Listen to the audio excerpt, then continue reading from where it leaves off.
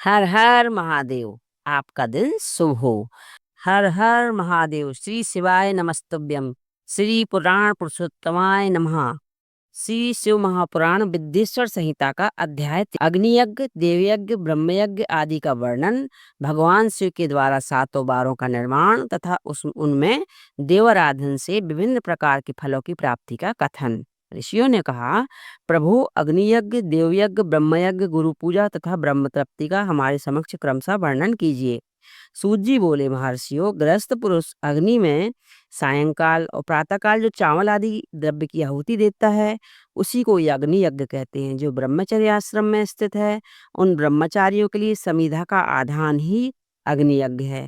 वे समिधा का ही अग्नि में हवन करें। ब्राह्मणों, ब्रह्मचर्य आश्रम में निवास करने वाले द्विजों का जब तक विवाह न हो जाए, वे उपासाग्नि की प्रतिष्ठा न कर लें, तब तक उनके लिए अग्नि में समिधा की आहुति, व्रत आदि का पालन, विशेष सदन ही आदि कर्तव्य है। वही उनके लिए अग्नि यज्ञ है। जो जिन्होंने ब्रह्म अग्नि को विसर्जित करके अपने आत्मा में ही अग्नि का आरोप कर लिया है, ऐसे वानप्रस्थियों सन्यासियों के लिए यही अग्नि यज्ञ है कि वे विहित समय पर हित कर परिमित और पवित्र अन्न का भोजन कर लें। ब्राह्मणों, सायंकाल अग्नि के लिए दी हुई आहुति संपत्ति प्रदान करने वाली होती है, ऐसा जानना चाहिए। प्रातःकाल सूर्योदय को दी हुई आहुति आयु की वृद्धि करने वाली होती है, यह बात अच्छी तरह समझ लेनी चाहिए। दिन में अग्निदेव सूर्य में ही प्रविष्ट हो जाते हैं, अतः प्रातःकाल सूर्य को दी हुई आहुति भी अग्नियज्ञ के अंतर्गत है।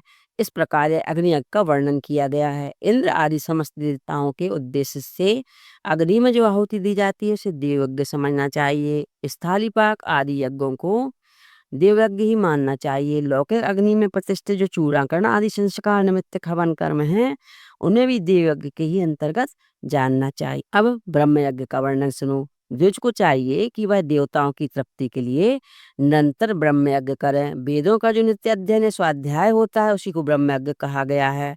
प्रातः नित्य कर्म के अनंतर सायंकाल तक ब्रह्मयज्ञ किया जा सकता है, उसके बाद रात में इसका विधान नहीं है। अग्नि के बिना देवयज्ञ कैसे संपन्न होता है, इसे तुम लोग श्रद्धा से आदर पूर्वक सुनो। सृष्टि के आरंभ में सर्वज्ञ, दयालु और सर्वसमर्थ महादेव जी ने समस्त लोगों के उपकार के लिए बारों की कल्पना की। वे भगवान से संसार रूपी रोग को दूर करने के लिए वैद्य हैं, सबके ज्ञाता और समस्त औषधियों के भी औषध हैं। उन भगवान ने सबसे पहले अपने बार की कल्पना की, जो आरोग्य प्रदान करने वाला है। तत्पश्चात अपनी माया शक्ति का बार बनाया, जो संपत्ति प्रदान करने वाला है। जन्म काल में दुर्गति ग्रस्त बालक की रक्षा के लिए उन्होंने कुमार के बार की कल्पना की। तत्पश्चात सर्वसमर्थ महादेव जी ने आलस्य और पाप की निवृत्ति तथा समस्त लोगों का हित करने के लिए इच्छा से लोक रक्षक भगवान विष्णु का बार बनाया। इसके बाद सबके स्वामी भगवान शिव ने पुष्टि और रक्षा के लिए आयु कर्तव्य लोक सृष्टा परमेष्टि ब्रह्मा का आयुष्कारक बार बनाया, जिससे संपूर्ण जगत के आयुष्य की सिद्धि हो सके। इसके बाद तीनों लोकों की वृद्धि के लिए पहले पुण्य पाप की रचना हो जाने पर उनके करने वाले लोगों को शुभाशुभ फल देने के लिए भगवान शिव ने इंद्र और यम के बारों का निर्माण किया।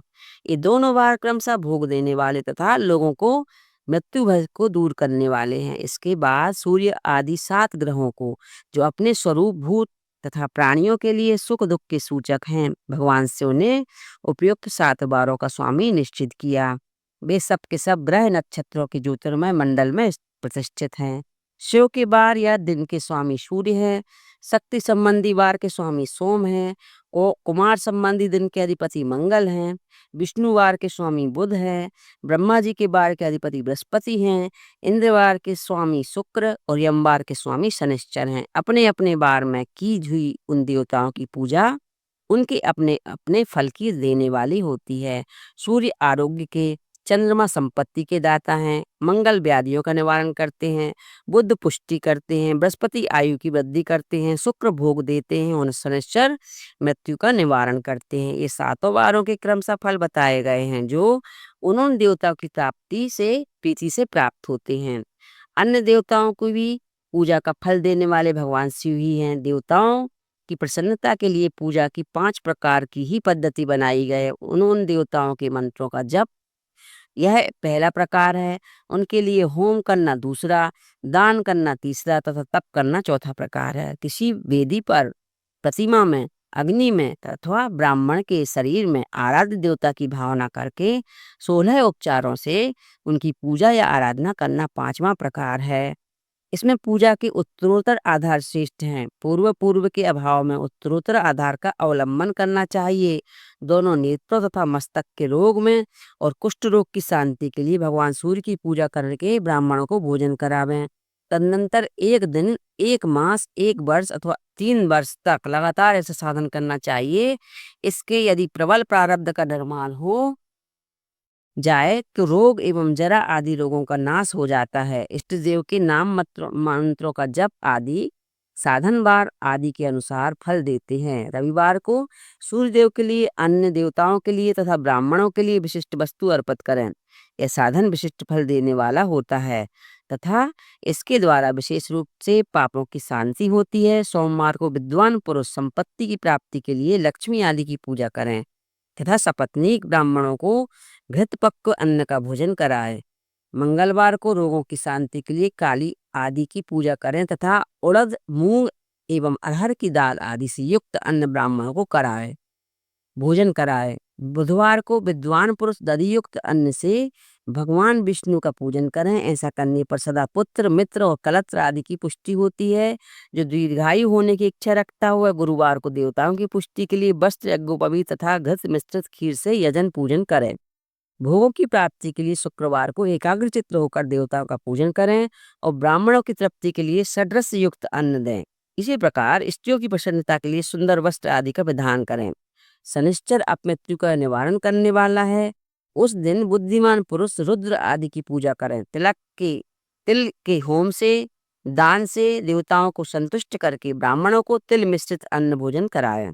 जो इस तरह देवताओं की पूजा करेगा वह आरोग्य आदि का फल का भागी होगा। देवताओं की नित्य पूजन, विशेष पूजन, स्नान, दान, तप, होम तथा ब्राह्मण तर्पण आदि में एवं रवि आदि वारों में विशेष तिथि और नक्षत्रों का योग प्राप्त होने पर विभिन्न देवताओं के पूजन में सर्वज्ञ जगदीश्वर भगवान शिव ही उन देवताओं के रूप में पूजित हो। सब लोगों को आरोग्य आदि फल प्रदान करते हैं। देश, काल, पात्र, द्रव्य, श्रद्धा एवं लोक के अनुसार उनके तारतम्य क्रम का ध्यान रखते हुए महादेव जी की आराधना करने वाले लोगों को आरोग्य आदि फल देते हैं। शुभ के आरंभ में, अशुभ अंत्येष्टि आदि कर्म के अंत में तथा जन्म नक्षत्रों के आने पर गृहस्थ पुरुष अपने घर में आरोग्य आदि की समृद्धि के लिए सूर्य आदि ग्रहों की पूजन करें। इससे सिद्ध है कि देवताओं का यजन संपूर्ण अभिष्ट वस्तुओं को देने वाला है। ब्राह्मणों का देव यजन कर्म वैदिक मंत्र के साथ होना चाहिए। यहाँ ब्राह्मण शब्द क्षत्रिय और वैश्य का भी उपलक्षण है। सूर्य आदि दूसरों का देव यज्ञ तांत्रिक विधि से होना चाहिए। शुभ फल की इच्छा रखने वाले मनुष्यों को सातों ही दिन अपनी शक्ति के अनुसार सदा देव पूजन करना चाहिए। निर्धन मनुष्य तपस्या, व्रत आदि के कष्ट सहन द्वारा धनी धन के द्वारा देवताओं की आराधना करें। वह बार बार श्रद्धापूर्वक इस तरह के धर्म का अनुष्ठान करता है और बार बार पुण्य लोकों में नाना प्रकार की फल भोग कर पुनः इस पृथ्वी पर जन्म ग्रहण करता है। धनवान पुरुष सदा भोग सिद्धि के लिए मार्ग में वृक्षादि लगाकर लोगों की छाया की व्यवस्था करें। जलाशय, कुआं, बावली और पोखरे बनवाएं। वेद शास्त्रों की प्रतिष्ठा के लिए पाठशाला का निर्माण करें तथा अन्य प्रकार से भी धर्म का संग्रह करता रहे। धनी को यह सब कार्य सदा ही करते रहना चाहिए।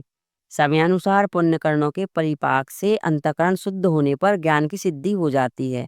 जो इस अध्याय को सुनता, पढ़ता अथवा सुनने की व्यवस्था करता है उसे देव यज्ञ का फल प्राप्त होता है। बोली शंकर भगवान की जय।